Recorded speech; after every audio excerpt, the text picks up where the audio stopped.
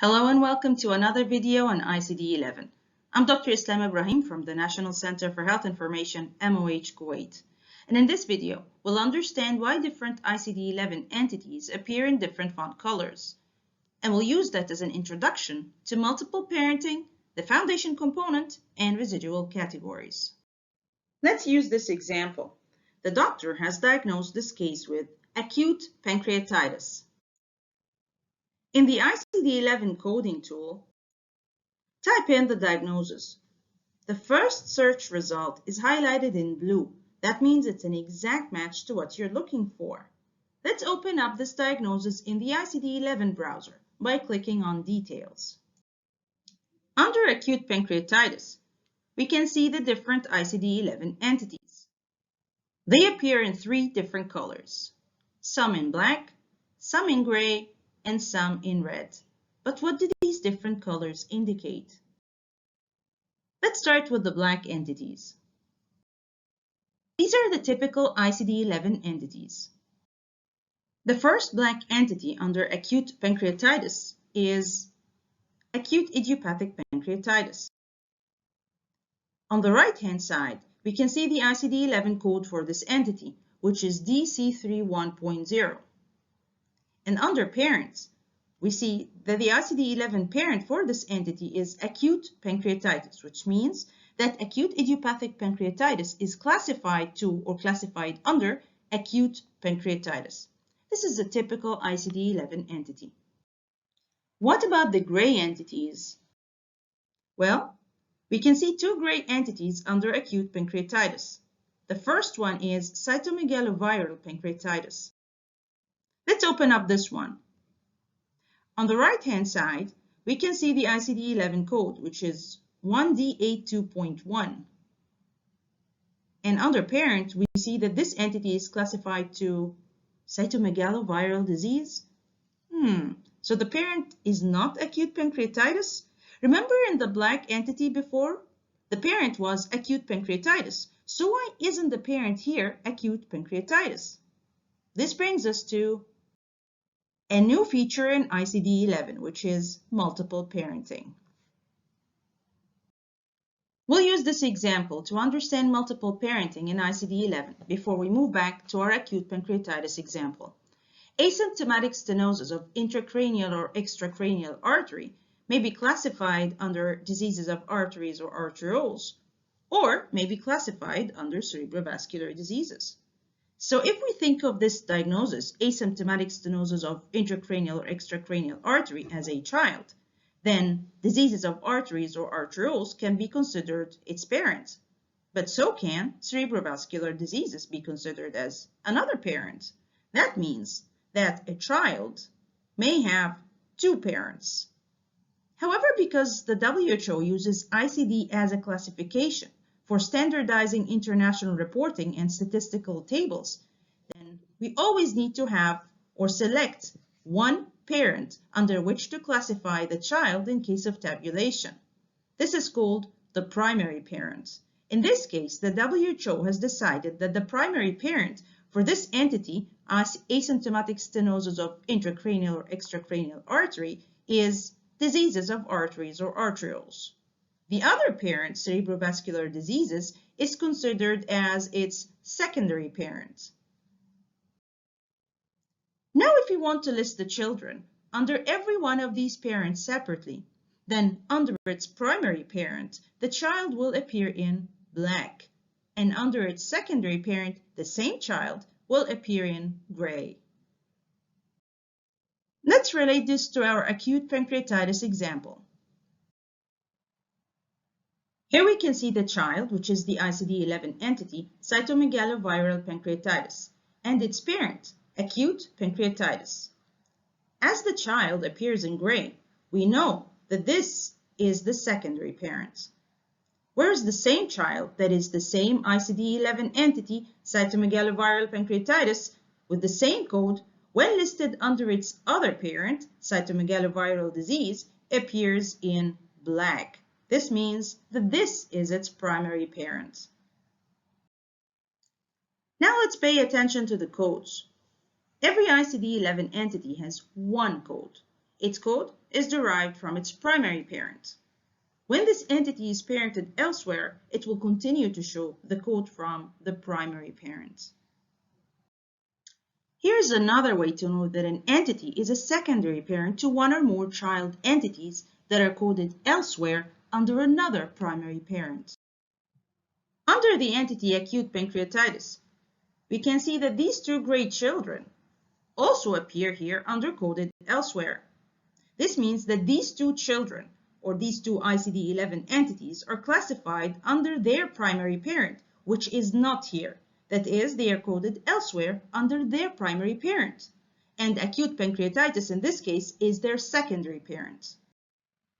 Generally speaking, an ICD-11 entity can be a child to a parent entity, and the same entity can also be a parent to one or more child entities.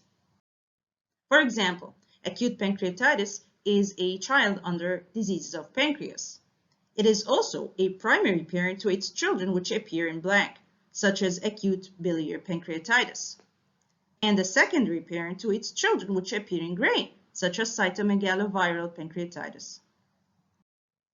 But why do we have multiple parenting in ICD-11?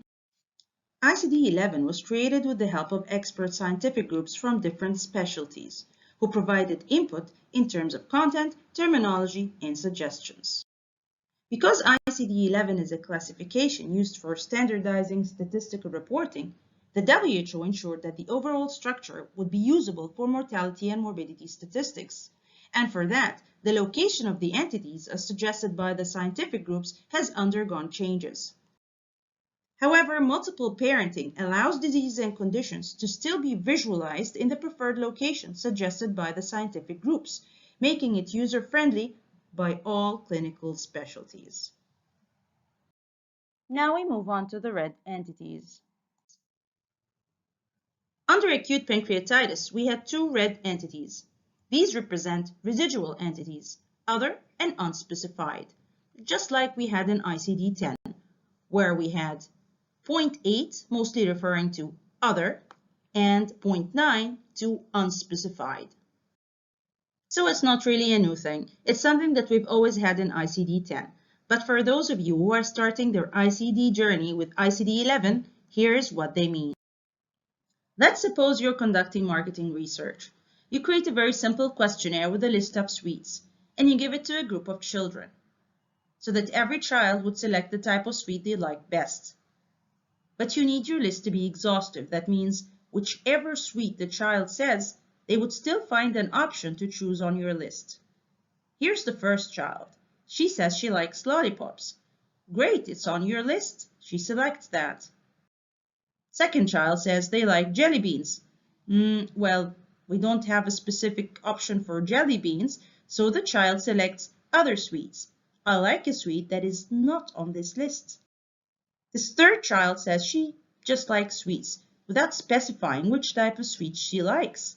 So we select this option. I don't know which type. It's an unspecified sweet. Now let's relate that to ICD-11.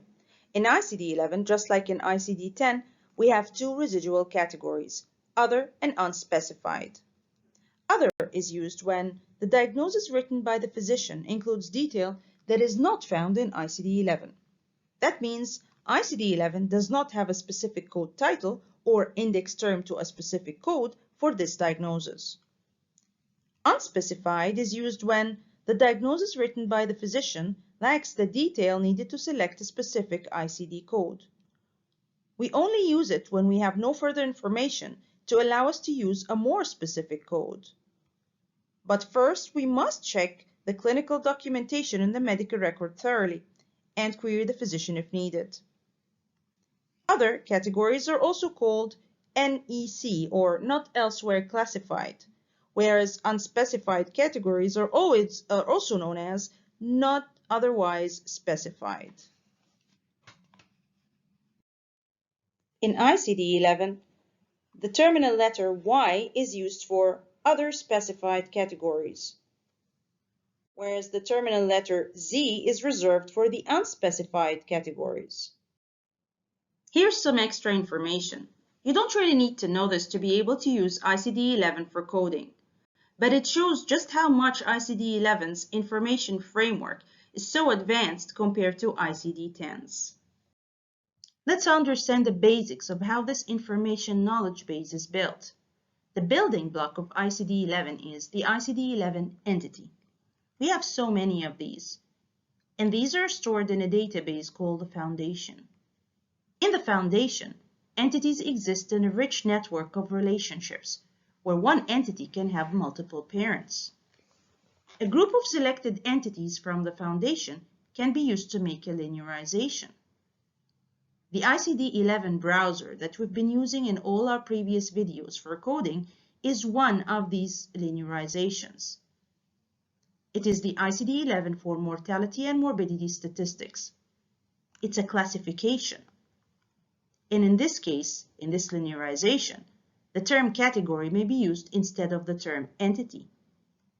And as a classification, each entity can be classified only under one parent. And this is what enables us to use the ICD-11 as a classification or as a way for producing statistical tables that have standardized reporting from all over the world to the WHO.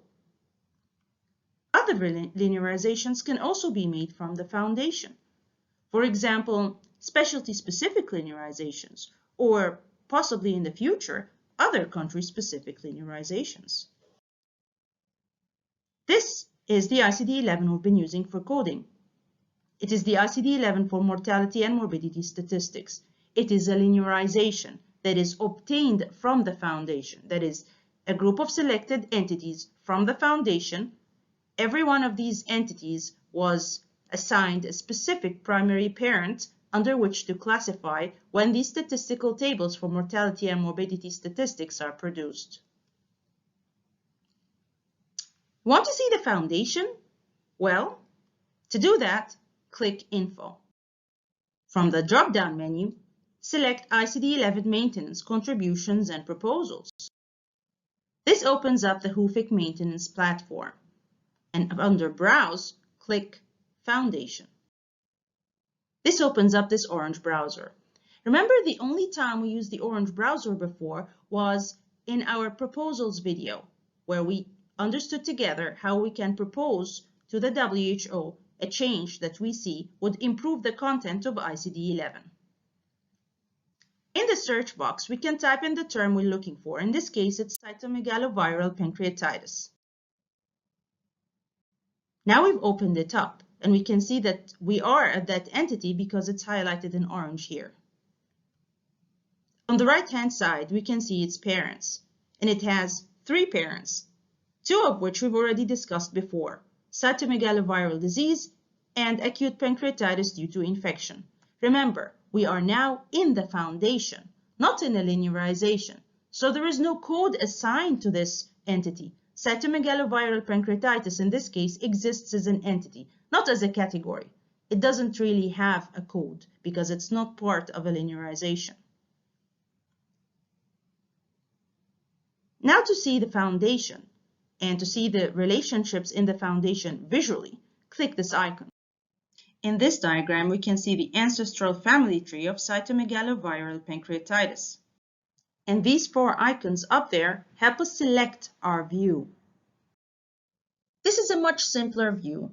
That's because we've selected to see the linearization within the foundation and only to see the direct parents and children of cytomegaloviral pancreatitis. Now we can see it has no children, but it does have 3 parents. Because we're seeing it within its linearization, that means it can only be classified under 1 parent. So although it still has 3 parents, because it does in the foundation, only one of them can be the primary parent, under which we classify cytomegaloviral pancreatitis in this linearization. We know that this one, cytomegaloviral disease, is the primary parent because the circle is in blue, just like the blue circle of the entity itself, which is the cytomegaloviral pancreatitis. Its other parents are secondary parents because the circle is empty. Here's a little surprise.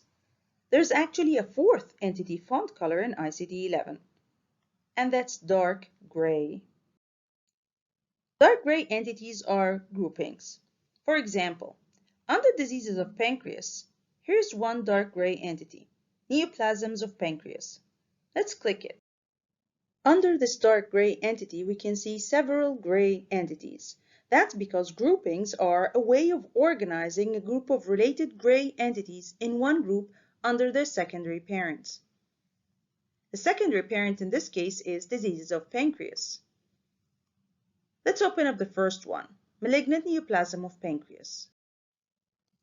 On the right-hand side, we can see its primary parent, which is malignant neoplasms of digestive organs. That means that this entity, malignant neoplasm of pancreas, is classified under its primary parent, malignant neoplasms of digestive organs, in the ICD-11 MMS, which is a linearization. However, it still gets to visually appear under its secondary parent, diseases of pancreas. But together with benign neoplasm of pancreas and malignant neoplasm metastasis in the pancreas, all these entities are grouped together under one grouping, which is neoplasms of pancreas. Groupings have no code, they are just titles. Take a look. On the left-hand side, neoplasms of pancreas does not have a code beside it, it's only a title. And on the right-hand side, when we open this entity, neoplasms of pancreas, it still does not have a code. That means it's not a category. It is just an entity in the foundation with no code in the ICD-11 MMS linearization. Here's another place where we can see that groupings have no code. Under diseases of pancreas, we can see undercoded elsewhere neoplasms of pancreas, and it appears without a code. There is an empty parentheses there.